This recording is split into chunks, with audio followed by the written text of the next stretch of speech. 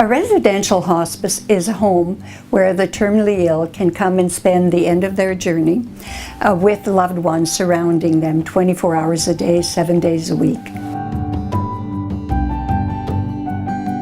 The benefits of a residential hospice is that the terminally ill, the person who is dying, is able to relax and have the family accompanying them, the family and the loved ones accompanying them 24 hours a day, 7 days a week. And they can spend that end of journey together in a very meaningful way. It could be a time for reconciliation for the families, and it can also be a time of remembering all the wonderful moments and memories we lived together. I've been a family physician here in the Verner area, West Nipissing, for 15 years now. As part of my solo practice, I've incorporated a lot of palliative care. When a patient is at the end of their days, home care will often call on me if they don't have a family physician, so that we can facilitate and support if the terminally ill wants to die at home. If you don't have the family support, if you don't have the family physician support, these patients will often have to opt to die in the hospital. The statistics are actually quite staggering, that 70 to 80% of Canadians would prefer to die at home with the proper support in a home-like setting, so that it's not clinical, it's not as medicinal or stainless steel or busy. But in reality, 67% of Canadians actually die in hospital.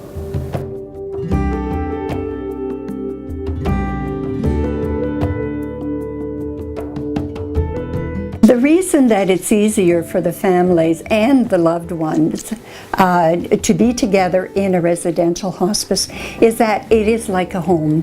When the family members come into the hospice, then they can, smell the fresh baked bread, the homemade soup that will be on the stove 24 hours a day, and they can really relax together.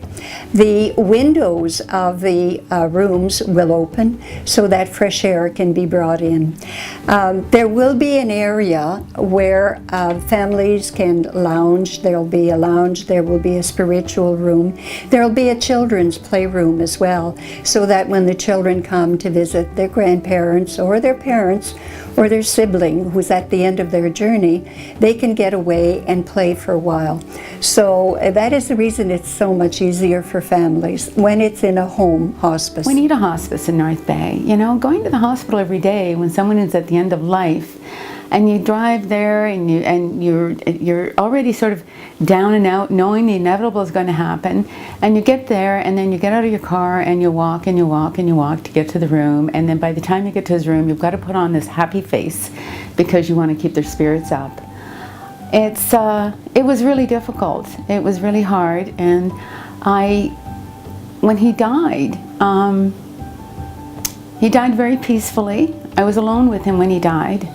And there was nobody there to, hold my hand, give me a hug, say I'm really sorry, or anything else. I made phone calls and everybody came. It would have been different in a hospice. There would have been, the families can stay. There's also grief counseling and so on. The patient has a choice of whether they want people to visit them 24 hours. There'll be home-cooked meals. There's just a different environment. It's a totally different environment. It's not clinical. And I know with people that would be working in a hospice, and they would be there holding my hand. They would be there giving me the support that I need until my family arrived.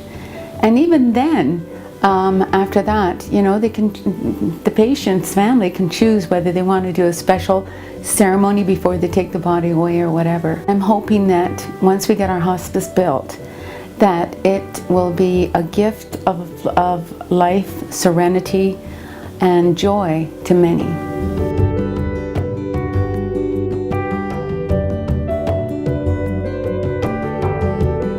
We have in our community 4 main cultural groups. We have the Anglophone, the Francophone, the Italians, and the First Nations, the Nipissing First Nations.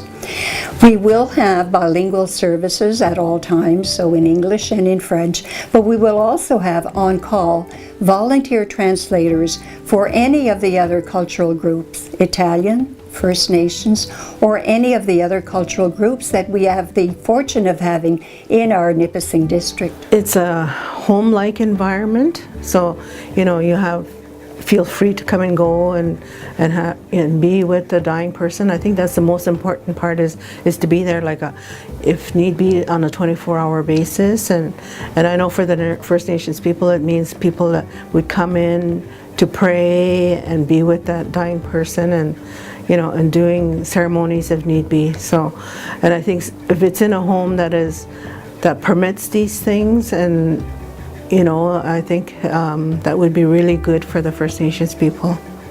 But I think for anybody that wants to die in a hospice and not in a hospital, this would be a great place. And we hope it'll be a great place because of the people that will work there. And I know that for the First Nations people, I want the workers, the staff to be aware of First Nations and the differences and our beliefs in that, to be sensitive to our culture, and also to be competent to work with First Nations people or Inuit or Métis, and also to provide a safety for our people, so our people can feel safe and be able to do the things that we believe in, and that's part of our culture. The beds are limited to 10 because we found in Ontario that 10 is the most cost-effective to be able to provide the 24-hour registered nursing care. If we can have some professionals who are really trained to provide palliative care to the terminally ill. So to have that professional care, we really need to have 10 beds. Also, it is much more cost-effective when it comes to maintenance, when it comes to providing supplies, food, etc. Also, we need, for 10 beds, we really need to have an area, catchment area of about 100,000 population. In Nipissing and East Parry Sound, we have 106,000 catchment population. So that is enough to maintain 10 beds, and we need the 10 beds because of the requirements of our aging population and the high incidence we have of cancer in our area. We need more options. And the best option, if the family can't be there in the home to support or to have your healthcare provider accessible, the next step to avoid the hospital is a freestanding hospice. It's a freestanding building. It's 13,000 square feet in area. It's a home away from home, essentially. It has a very sort of residential scale, and it will be sitting in a sort of a park-like setting.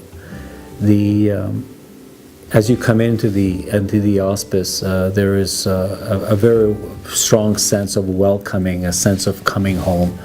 It's good for the patient, but it's also good for the family members that will accompany their loved one to the hospice. The large area has a sort of a central fireplace, a common place for people to meet, and then kitchen facilities, a play area for the children to go to and relax.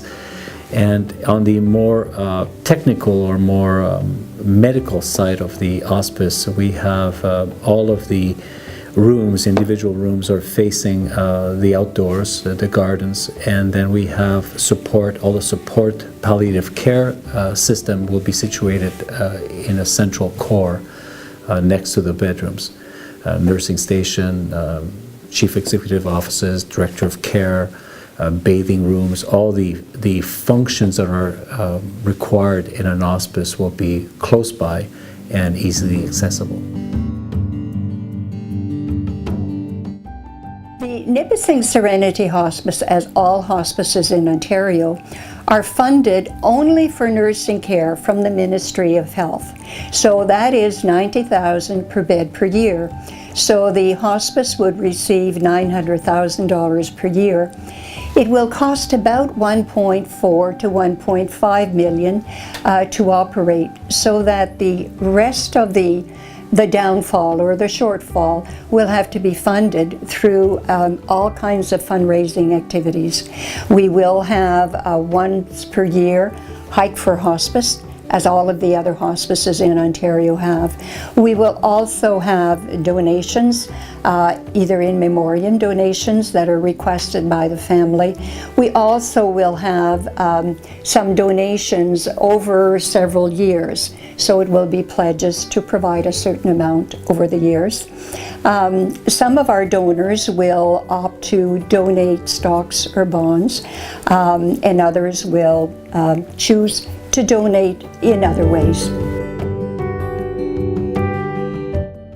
Yes, we certainly do need volunteers. We need volunteers. After we are functioning, we're operating, we have people who have volunteered to come and do some cooking for us, or to come and do some maintenance for us. We will also need volunteers at the bedside. There are many persons who have been prepared in palliative care, and they are trained to be able to provide services right at the bedside with the dying patient. Yes, you can certainly help us by contacting us either online at www.Nipissing Serenity Hospice, or by calling us at 705-474-4236. You can share your story of support on our Facebook page. You can also do that on our website. You can volunteer to help us raise funds to build our home hospice. You can also volunteer your services, and you can inform your local politicians and your provincial MPP that you support an independent, freestanding home hospice to be located in a peaceful park-like location.